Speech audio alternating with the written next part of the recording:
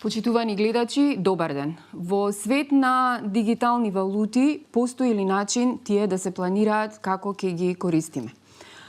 Утрово разговараме со господин Андри Вишман, кој што представува една нова платформа на дигитален паричник, во кој што стојат вашите дигитални пари.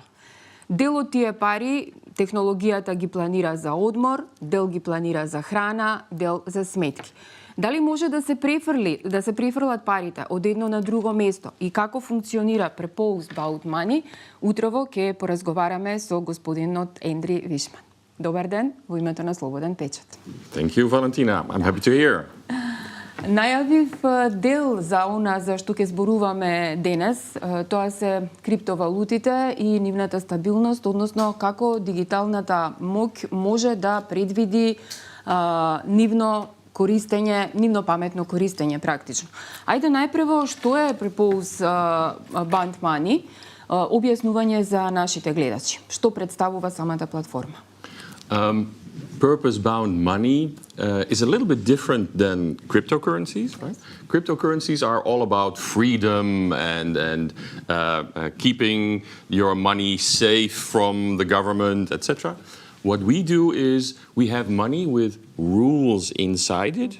So you can only spend it on predefined goals, right? So it is more restrictive than cryptocurrencies. We use the same technology as cryptocurrencies, but you don't have the freedom. You cannot sell your coins and they don't fluctuate. And so it's a bit different. Only the technology is the same. But with those restrictions, you have very, very large positive sides. And it has to do with control. It has to do with ease of using it and that kind of stuff. So purpose-bound money, you have some purpose-bound money here in Macedonia also. The student card, where students can get some food, that is some kind of purpose-bound money. But what we do is much broader and all kinds of, for tourism, for social inclusion, all kinds of stuff. Така. Какви проблеми решава PBM во реалниот свет? Now, the problem with subsidies and all kinds of budgets that governments, but also NGOs use to help people is trust, right? There is a problem not really in getting funding, but there's a problem getting the money to the right person and making sure that they use it on the right goal. And we solved that. So you get purpose-bound money, which you can only use, for instance, to buy a school laptop for your child. It was all inspired by my grandmother. My grandmother had a wallet with compartments. She had clothing money, rent money, holiday money. Exactly. And that principle is what we brought to the 21st century. Now you have a wallet on your phone with different kinds of money, which you can only spend on certain things. My grandmother used to sometimes do a little bit less holiday money and a little bit more clothing money. You cannot do that with us. You can only spend that portion on a school laptop or on the subscription of the football club or whatever. You cannot change that because it is not your money. It is money from the government, right? It is money for buying solar panels. And you cannot use that on something else. So it is that principle of my grandmother's wallet, but in a modern way. Okay. Кој се може да ги користи овие пари? Односно да ја користи оваа технологија? The technology we use is what they call in technical terms distributed ledger technology. And the way we use it, it helps governments, it helps the citizens who receive the money to make it a lot easier. Right, so it is a combination of the retailers, the shops, the service providers, benefiting, the government benefiting. Government, for instance, because the administrative burden, checking all the bills, is gone. Right? The citizens are very low level, low threshold in receiving the money, and they don't have to keep the receipts and send it over to the government. Now that you can just go into a shop, pay with the app, and done. Па и Балкан и Европа се секогаш скептици кога станува збор за некој новитет, нели? Колку е безбедно ова? Well, everybody is a little bit afraid of change, right? So I always say innovation at small companies is hard. Innovation at large companies is harder. Easy. Innovation at government level is the hardest. Right? So yes, people are always a little bit skeptic, and especially when you tell them it is based on the same technology as cryptocurrencies. But different countries are already looking into it. Germany has a program with purpose-bound money, for instance, for the culture sector. They have something which is called Kulturpass. A few years ago, during COVID, nobody could go to the theater or to the cinema. So the Minister of Culture set aside 200 million euros to help the culture sector. But she didn't give it to the culture sector. She gave it to every 18-year-old in Germany, received 200 euros, which they can only spend at the culture sector. Like your student pass, you can only spend that money on food. So different countries are already experimenting with it. And in the Netherlands, where I come from, we have several cities using purpose-bound money as an innovation to solve energy poverty, for instance. Even in the Netherlands, people are in trouble, financial trouble, because of the high gas prices. And we use purpose-bound money to give them, to help them pay their bills.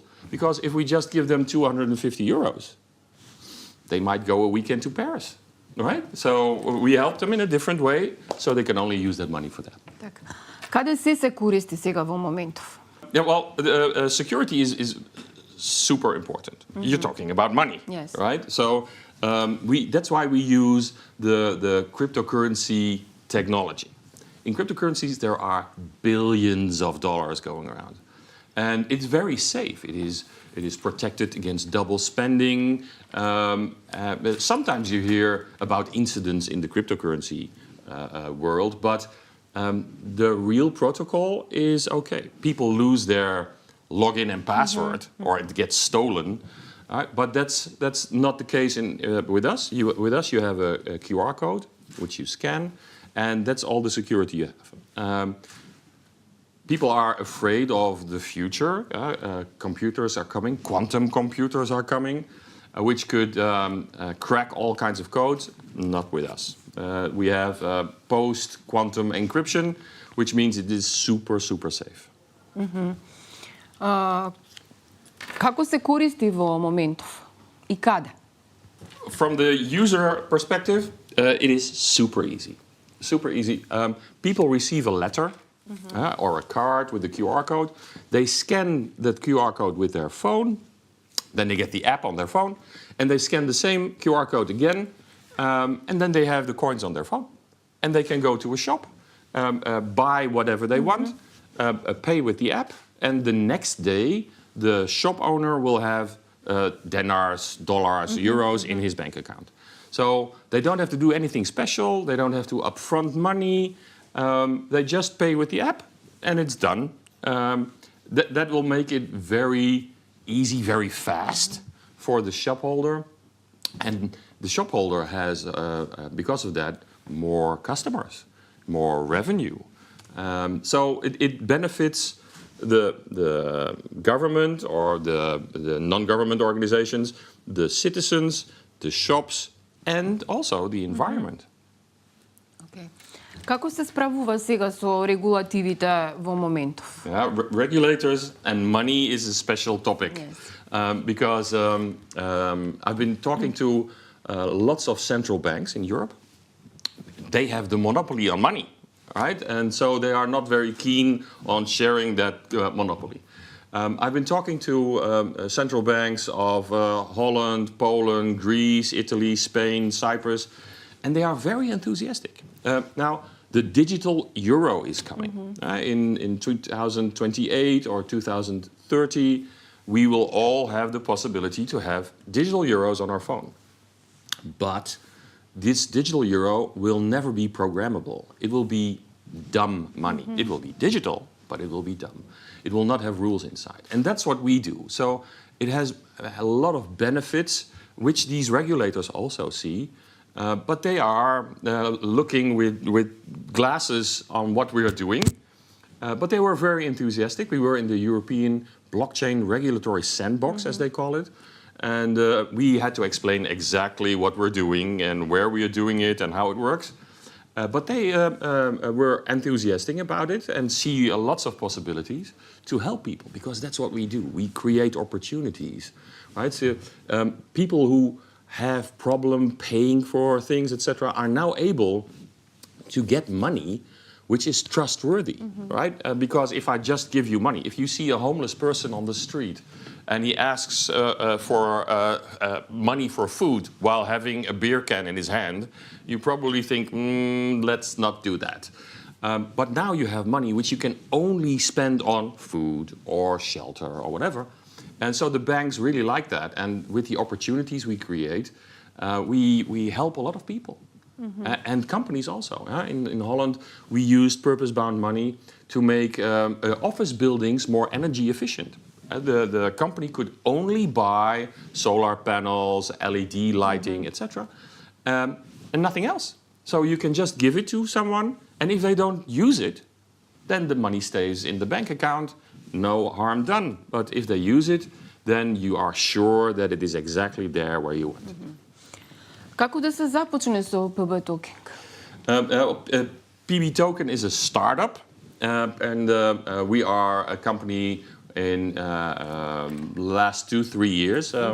We set it up, and you can find it on the internet. It's called PB Token without an E, pbtoken.com. And there we have all kinds of information, how people can use it, how organizations can use it. There are companies that are giving their employees purpose-bound money for improving their health. You can only spend it in a fitness center or on personal trainers, and they are using it in many, many ways. December, I was at the year conference of the United Nations and talking about how they can use purpose-bound money by PB Token to help achieve the Sustainable Development Goals. Zero poverty, zero hunger, that kind of stuff. And it's a super interesting world. And it's new, it's innovative, and people have to get used to it a little bit. But yeah, it's taking flight, even in European countries, even in Macedonia. Надвор од овие прашања едно, во кои држави се употребува PBM money? So people get a letter with a QR code, and then they can scan that. You get that letter from the government or your company, etc. They have the budget, and then you can just spend it. But so you cannot make it yourself. You have to receive it from somebody else. Почитувани гледачи, ова беше Андри Вишман, основач на Purpose Bound Money. Се надевам дека дознавте некои корисни информации и дека не е далеку кога ќе почнете да го користите. Ви благодарам за вниманието, следете не на веб порталот и очекувајте го издавањето на нашиот весник. Ви благодарам.